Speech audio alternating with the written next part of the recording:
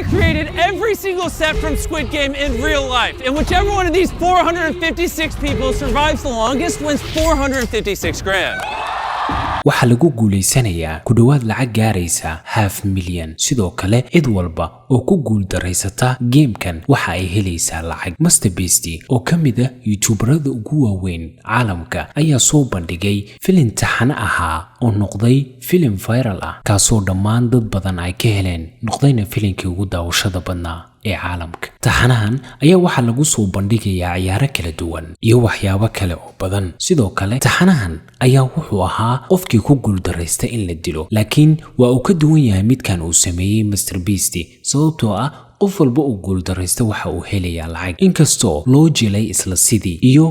sidii ay u dhisan garaysneed meeshii lagu jilayay taxanahan sida uu sheegay youtuberkan MrBeast taxanahan waxaa ka gashay lacag gaaraysa $2 milyan marka laga reebo abaalmarinada la siinayo dadka ciyaaraya gamekan ayaa iyaguna lacagtoodu waxa ay gaaraysaa $1.5 milyan qofka ugu dambeeya ee ku guuleystana waxa uu qaadanayaa lacag gaaraysa $456,000 oo ah ku dhawaad $500,000 taxanahan ayaa saacad ahaan ka koobnaa 9 saacadood laakiin MrBeast waxa uu ku soo koobay wax ka yar 30 daqiiqo maadaama MrBeast uu geliyay lacag fara badan kuma khasaarin taxanahan Squid Game wuxuu noqday fiidiyogiisa 8aad ee ugu fiiska badan